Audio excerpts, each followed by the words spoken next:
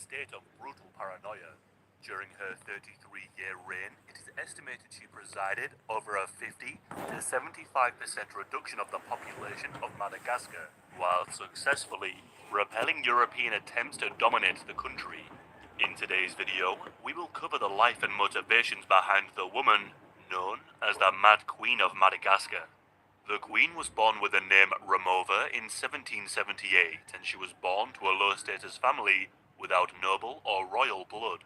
But due to a stroke of political maneuvering, her father was instrumental in stopping the assassination attempt of the then king. In response, the king expressed his gratitude by adopting the future queen and betrothing his son Prince Radamar to her. When Prince Radamar ascended to the throne in 1810, he set about the customary execution of his potential opponents. Amongst them were Ranavaluna's relatives. It is fair to say that their relationship was not a happy one. Radamar took 12 wives, but upon his death in 1828, he had not named a clear successor to the throne. Radamar's death was likely caused by syphilis, though rumors persist. It is even stated that such was the pain he endured, Radamar sliced open his own throat as to end his own suffering. According to custom, the rightful heir was Rakatobi, the eldest son of Radamar's eldest sister. Rakatobi was a young man who had a European education and was sympathetic to the ambitions of the European powers. Radamar's death was initially hidden from the royal court as the political maneuvers were made. Any future child that Ranavaluna would have could be a strong claim to the throne, meaning she was a rival that needed to be killed to secure Rakatobi's future. However, some high-ranking members of the military found out about Radamar's death and set about protecting Ranavaluna. Support was gathered for her ascension instead. With backing from the military and support from those who supported the more traditional way of life, Queen Ranavaluna and her allies were able to occupy the palace. Ranavaluna was crowned in August of 1828, immediately setting out to remove her would-be murderers. Rakatobi was speared to death along with the members of his family. In order to avoid the taboo of spilling the blood of female royalty, the women were imprisoned and left to starve to death. One final tradition was also kept. Ranavaluna was bathed in the blood of a freshly killed bull. At her coronation, she gave a warning to those who would seek to undermine her authority. She said, "Never say, a feeble and ignorant woman, how can she rule such a vast empire? I will rule here to the good fortune of my people and the glory of my name. I will worship no gods, but those of my ancestors. The ocean shall be the boundary of my realm, and I will not cede the thickness of one hair of my realm." The previous king's policies had attempted to modernize the military with the building of modern forts and the emulation of Napoleonic tactics. To achieve this, the ex-king had signed treaties with the British and French for supplies and armaments, as well as allowing Christian missionaries to be built. In turn, the European powers sought to establish dominance over the nation. From the very beginning of her reign, Ranavaluna took steps to distance her country from the European powers as soon as she was able to. She ended treaties with the British and put in place restrictions on the activities of the missions. For example, banning the teaching of Christianity in the missionary schools. In 1829, King Charles X of France ordered the invasion of Madagascar. The French were roundly defeated, succumbing to malaria and due to political issues back home, were forced to flee. This victory emboldened Ranavaluna. To deter any other would-be European invaders, the heads of the dead French soldiers were placed on pikes and lined the beaches. The Queen soon turned her attention to her Christian subjects and the few European missionaries and traders who remained. The Queen put in place the harshest of methods to punish those practicing Christianity. Beatings were commonplace and hundreds were arrested. Once imprisoned, they faced torture and starvation. One of the most brutal execution methods involved hanging people from cliffs, leaving them exposed to the elements and left to starve to death. Whilst her victims were subject to horrific treatments, the families of the condemned were made to watch the suffering inflicted. All manner of medieval tortures were employed against the Christian populations, driving many underground. Ranavaluna was never able to completely destroy the Christian population, who on her death were able to re-emerge into open society. Whilst the Queen was fiercely anti-European and attempted to avoid such influence over her country, she was very much aware of her need to modernize and of the boons in technology available.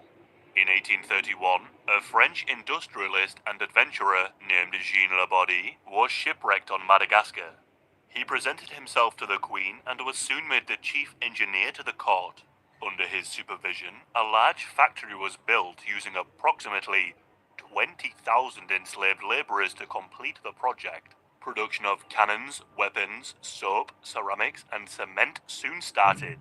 The building of the factory was vital as to allow Ranavaluna to remain free from European influence. It was even rumored that she began a romantic relationship with Jean Labadie, and that he was the father to her son, the future king, King Radamar II. Whilst the military was monetized by the Queen, she was not one to offer them the usual salary of a professional soldier. Instead, she gave her army free rein to pillage, loot, and extract any value from her subjects.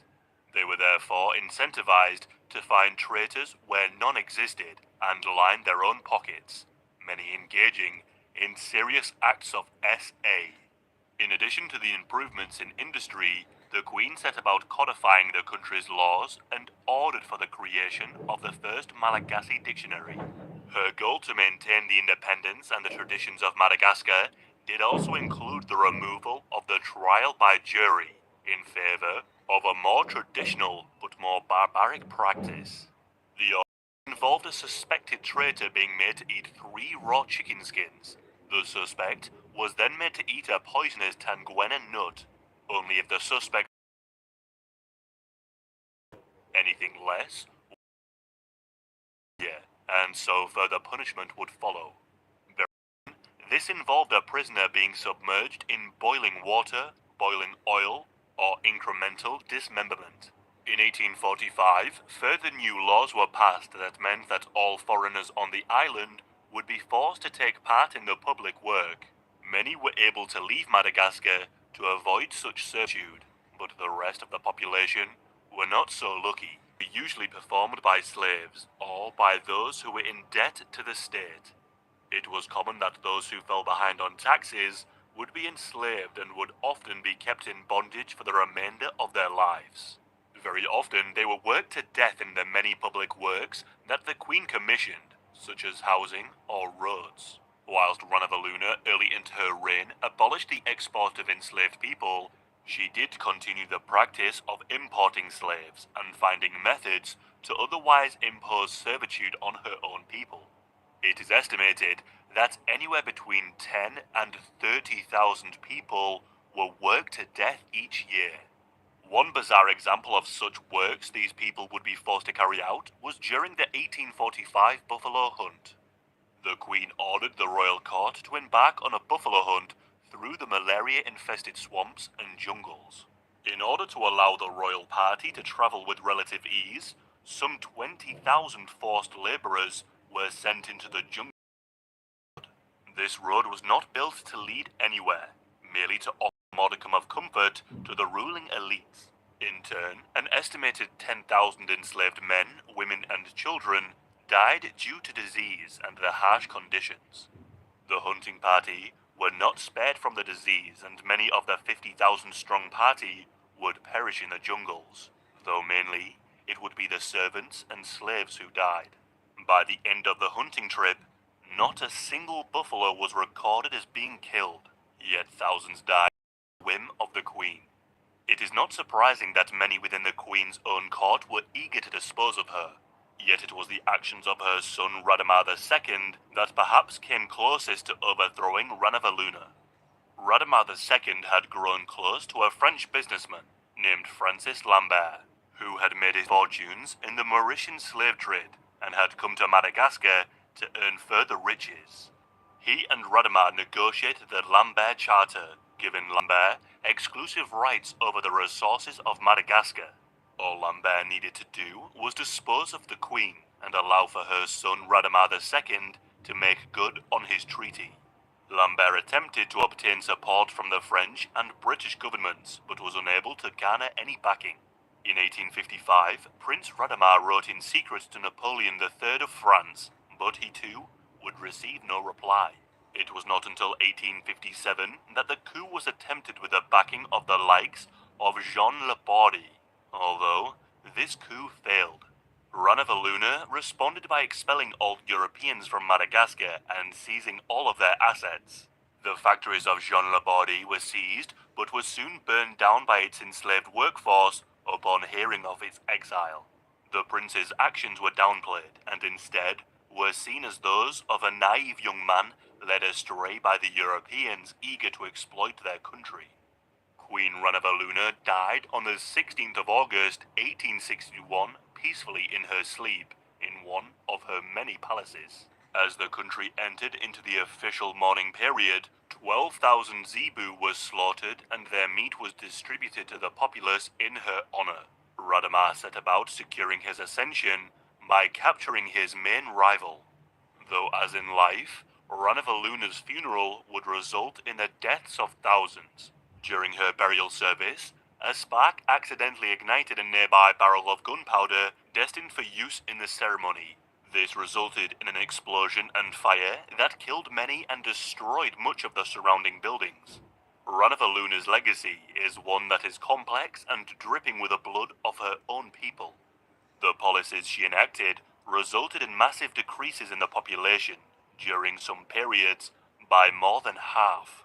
Millions suffered and died during her 33-year rule. The Queen's European contemporaries were quick to condemn her policies, and she was painted as little more than a madwoman. It is important to note that she was astute enough to survive for such a long period of time, whilst protecting the political and cultural sovereignty of her nation from European imperialism. She was one of a handful of African leaders who were able to do so during this period. Queen Ranavaluna is without a doubt an interesting figure, and whether you see her as a bloodthirsty tyrant or a defender of traditions in the face of the colonial powers, one thing is for certain: she has earned her place in history.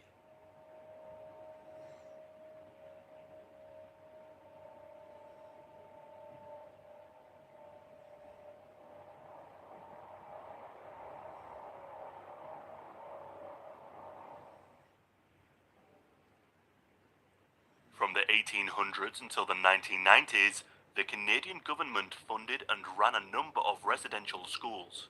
From the outset, the goal was to educate the children of the indigenous people in ways deemed more civilized and to assimilate them into Western culture. Children were taken away from their homes and kept away from their parents, their language, and their culture in a bid to destroy all trace of their way of life. What happened to these children has left deep scars in the communities, ruined countless lives, and resulted in the deaths of an estimated 6,000 children, and many of them buried in unmarked graves. In today's video, we will discuss the reasons behind such schools, what the survivors experienced, and the steps taken to address this historical wrong. Prior to the European settlement, the indigenous peoples of Canada were organized into hundreds of distinct territories, known as the First Nations. The implementation of the residential schools can be traced back to early missionary schools. These church-run institutions were designed to civilize the native populations, a view based on colonial imperialism and cultural supremacy. This was to be achieved by indoctrinating the children into European and Christian ways of living with the goal of assimilating them into a white society. These schools were pushed in the early 1800s in tandem with the other attempts to pull the indigenous populations away from their nomadic lifestyles, such as encouraging agriculture. This approach was formalized in 1844 in a report from the Bagot Commission. Amongst many other matters pertaining to the indigenous people, it made recommendations to control Indian affairs, identifying that this could be achieved through the assimilation and education of native children. Many of the recommendations were codified in the Indian Act of 1857, which encroached on many aspects of the indigenous people's lives with the goal to westernize the First Nations. It also provided government funding to the Catholic and Anglican missionary schools. The Canadian government took inspiration from the industrial schools for Indigenous children in the United States and began to take control of the missionary schools and formally established the residential schools in 1883, though in many instances they were still run by the church. As stated before, the goal of the residential schools was to eradicate all aspects of the Indigenous people's culture by taking the youth of the generation and separating them from their homes, families, and traditions. On arrival, students had their hair cut short. They were dressed into uniforms designed to westernize them, and very often they were referred to by numbers. Their daily routine was strictly controlled by stringent timetables. All of the First Nation languages were banned. Whilst boys and girls were kept in the same institutions, they were kept apart. Even brothers and sisters were separated in this manner, with often violent punishments for mixing. Visits from family were heavily restricted, with children rarely allowed to leave for the holidays or breaks. Many of the parents would often camp outside the school in hopes of seeing their children. But the pass system that kept the First Nation peoples on the reserves heavily restricted this. And for many of the parents, it wasn't even an option, as the children were often sent hundreds of miles away. Whilst children were permitted to write letters to their parents, letters would be screened, so that the news leaving the institutions was hidden. Although they were referred to as residential schools, the level of education provided was minimal. Supplies would be surplus from the schools for Europeans, and the teachers often lacked adequate training and motivation. Instead, the children were taught practical Western skills. For girls, education focused on homely duties, cooking, doing the laundry, and how to look after the home. For boys, focus was on carpentry, agriculture, and metalworking. In addition to their training, the children were expected to help run the schools. This would be having the children run maintenance or have them grow their own food to eat. These initiatives were designed to cut costs and have the institutions as self-reliant as possible. This was also at the expense of the children's formal education, meaning when they left at 18 years old, they would leave with little more than a primary level of education. Whilst the separation of the children can be seen as bad enough, the horrendous treatment of the First Nation children only makes the residential schools that much worse. They were often called dirty or stupid or no good unless they committed to the assimilation process. Corporal punishment was seen as the standard. Beatings for using their indigenous language or for engaging in ways that were seen contrary to assimilation were the norm. Even just talking about traditions or culture was to be punished. Some survivors even reported having needles shoved into their tongues for speaking their native language. More often than not, such beatings were done in front of other children as a means to instill the consequences of engaging in their culture. There are even reports of the children having to engage in violently punishing each other for infractions as minor as wetting the bed. SA of the children by those working at the institutions was unfortunately a regular occurrence. It is estimated that around 5,000 of these individuals committed serious SA against minors under their care. Many of the schools were run by churches which operated in the same manner seen around the world, where those responsible were protected by the culture of secrecy and cover-ups. Very often, they would just move to another institution without punishment. It is estimated that between 50 and 70% of the children were subjected to some form of SA. Due to these horrific conditions, the death rates of those at the residential schools were much higher than the national average. In 1907, a government medical inspector named Peter Henderson Bryce reported that between 15 and 25% of the previously healthy Indigenous children across Canada were dying whilst at the residential schools. This, however, does not reflect those ill children who were sent home to die, as was the common practice. Bryce reported that the children were not given sufficient food and were living in squalid conditions and denied proper medical treatment. Whilst he suggested a number of improvements, his report was and no improvements were made. This attitude of the government being well aware of the conditions, yet being unwilling to make changes, was par for the course for the duration of the residential school system. Even as the residential school system slowly wound down, other methods are seen to have been employed to assimilate the Indigenous children. From the 1960s to the 1980s, thousands of children were taken from their homes and placed with white foster homes, in what is referred to as the 60s scoop.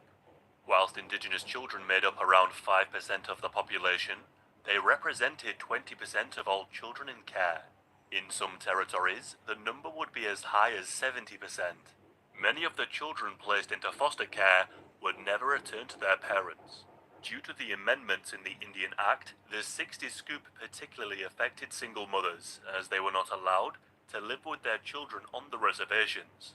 It became common practice that newborn babies were taken from their mothers. A judicial inquiry was launched in the 1980s, headed by Judge Edwin Kimmelman, which found, quote, "The term best interests of the child had been wrought with cultural bias in a system dominated by white middle-class workers, boards of directors, administrators, lawyers, and judges." They also alleged that in the application, there were many factors which were crucially important to the native people, which had been ignored, misinterpreted, or simply not recognized by the children welfare system. By the 1990s, the residential school system was in the process of being completely wound down, with the last school closing in 1996. But also, in the 1990s, began a major push for recognition of the crimes.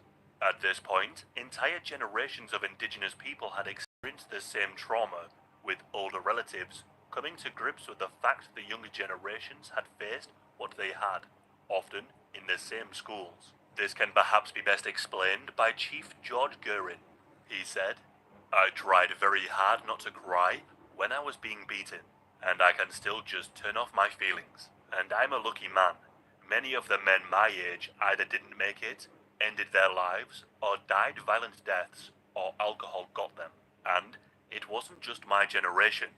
My grandmother, who's in her late 90s, to this day it's just too painful for her to talk about what happened at her school."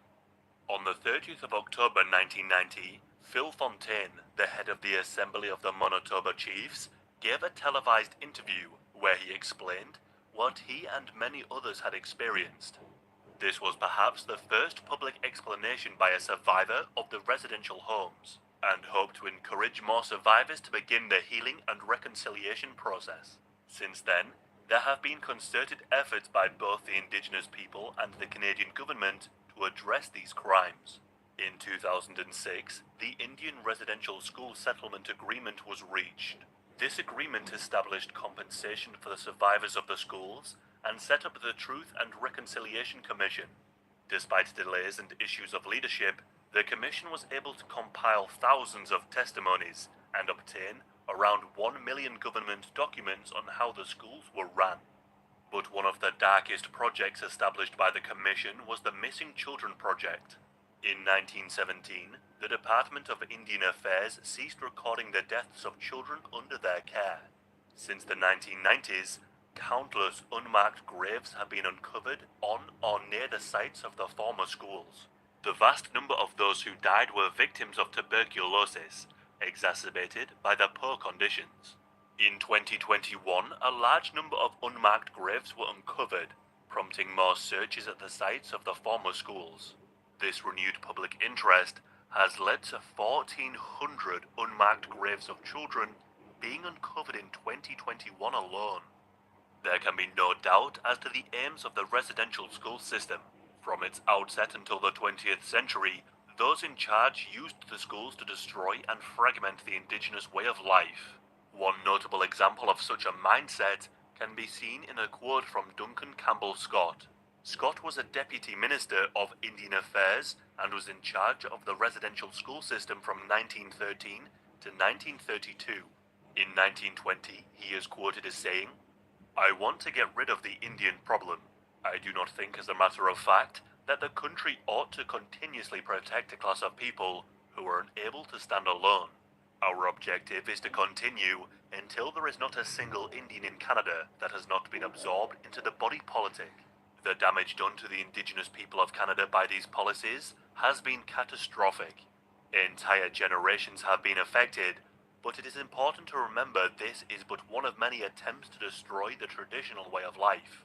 The motivations were to destroy a culture deemed inferior by the European settlers and continue to be a policy for hundreds of years, adopted by the Canadian government. There are many that believe the residential schools in particular